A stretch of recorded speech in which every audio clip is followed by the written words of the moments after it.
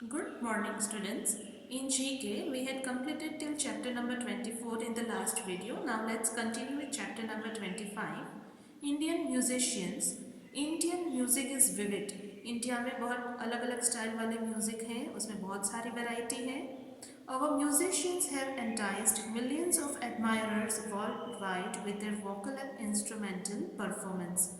हमारे जो म्यूजिशियंस हैं उन्होंने वर्ल्ड वाइड बहुत सारे ऐसे मिलियंस ऑफ उनके एडमायरर्स हैं उनको अट्रैक्ट किया है अपने वोकल और इंस्ट्रूमेंटल परफॉर्मेंस से. फर्स्ट वन जो आप देख सकते हो उनका नेम है अमजद अली खान और वो सरोद इंस्ट्रूमेंट प्ले करते हैं. सेकेंड जाकिर हुसैन है, वो तबला प्ले करते हैं. ये सब बहुत फेमस हैं, बहुत ग्रेट पर्सनालिटीज़ हैं. थर्ड उनका नेम है बिस्मिल्ला एंड वो शहनाई इंस्ट्रूमेंट प्ले करते हैं. फोर पंडित रविशंकर, वो सितार प्ले करते हैं. फाइव पंडित शिव कुमार शर्मा, उनका इंस्ट्रूमेंट है संतूर. सिक्स उस्ताद राम नारायण, वो प्ले करते हैं सारंगी. Trivia: a harmonium, Indian musical instrument, has a keyboard and works like an accordion. तो हारमोनियम है वो मोस्टली सबने देखा ही होता है. वो इंडियन म्यूजिकल इंस्ट्रूमेंट है. जैसे पियानो या कैशियो होता है उस तरह का वो कीबोर्ड होता है और अकॉर्डियन की तरह उसको प्ले किया जा सकता है. Now chapter number 26 scientific instruments. तो इस चैप्टर में आपको कुछ साइंटिफिक इंस्ट्रूमेंट्स के बारे में बताया है. Read the descriptions and write the names of the instruments given in the space. Instrument के नेम्स हमें लिखने हैं और उसकी इंस्ट्रक्शंस भी हमें दी है कि वो कौन से हैं. First, an instrument used for recording the movements of heart. Heart की मूवमेंट को रिकॉर्ड करने के लिए कौन सा इंस्ट्रूमेंट यूज होता है? Answer is cardiograph. Second, an instrument used for finding directions. North south east west ये डायरेक्शंस फाइंड करनी है जैसे फॉरेस्ट में या सी में, तो वो उसका इंस्ट्रूमेंट कौन सा है? उसको कहते हैं compass. Third, an instrument used for generation of electricity. Electricity generate करने के लिए, बनाने के लिए जो इंस्ट्रूमेंट यूज होता है वो है dynamo. Four, an instrument used for determining the purity of milk. Milk कितना प्योर है, उसमें कुछ मिलावट नहीं है, ये अगर देखना है, मेजर करना है तो लैक्टोमीटर यूज होता है. 5, a device that is used for recording sound or for making your voice louder when you are speaking or singing. जिसको माइक कहते हैं, राइट. जब हम बोलते हैं या सिंग करते हैं तो साउंड है वो बड़ा सुनाई देता है. रिकॉर्डिंग करने के लिए भी जो यूज़ होता है तो उसको क्या कहते हैं? Microphone. 6, an instrument used for looking at very small objects which cannot be seen with the naked eye.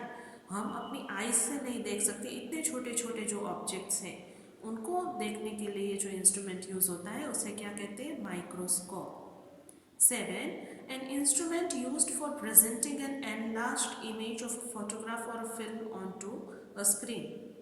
जो फोटोग्राफ है या कोई फिल्म है उसको बड़ी स्क्रीन पे शो करने के लिए जो यूज़ होता है उसे प्रोजेक्टर कहते हैं.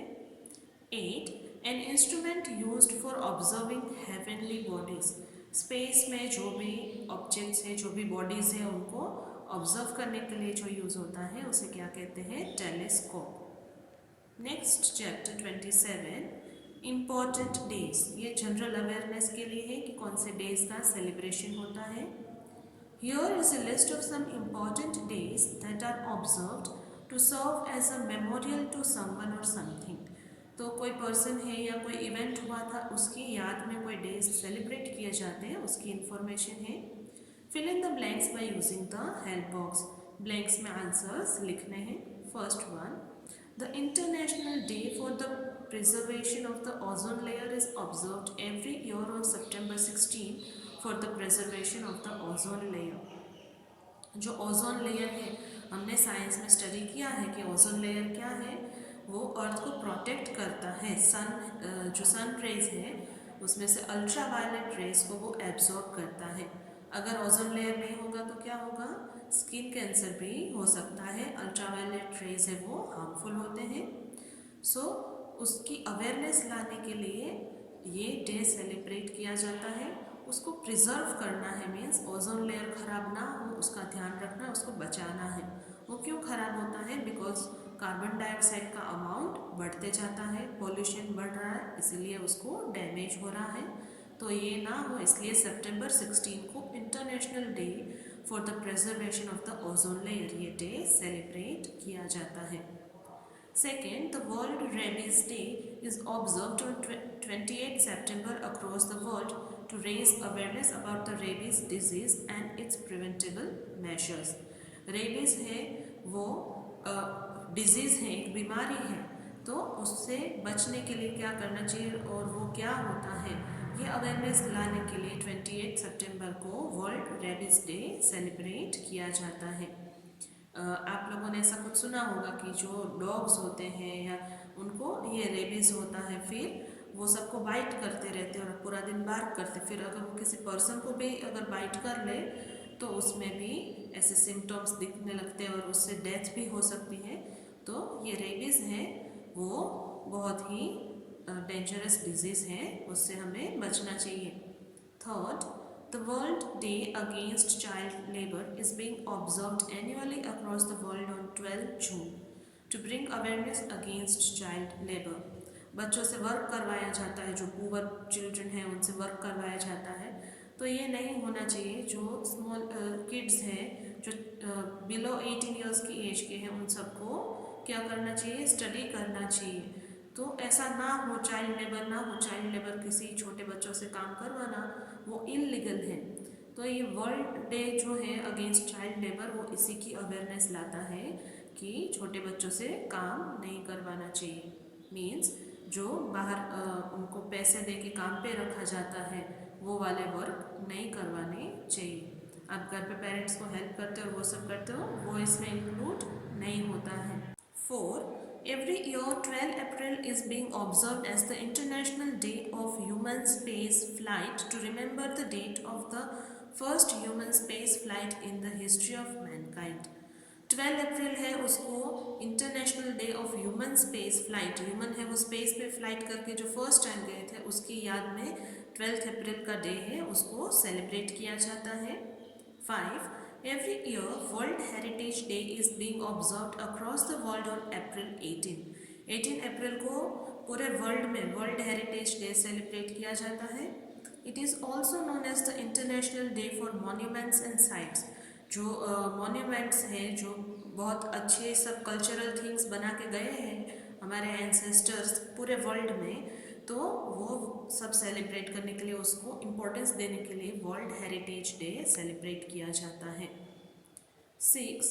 Every year 21 March is being observed as International Day of Forests to raise awareness of the importance of all types of forests and of trees outside forest. तो ट्रीज़ है, फॉरेस्ट है, उनकी importance वो सबको पता चले, उसकी अवेयरनेस आए, इसीलिए 21 मार्च को international day of forest celebrate किया जाता है। 7. Every year 10 February is observed as National Deworming Day to combat parasitic worm infections among preschool and school age children across India.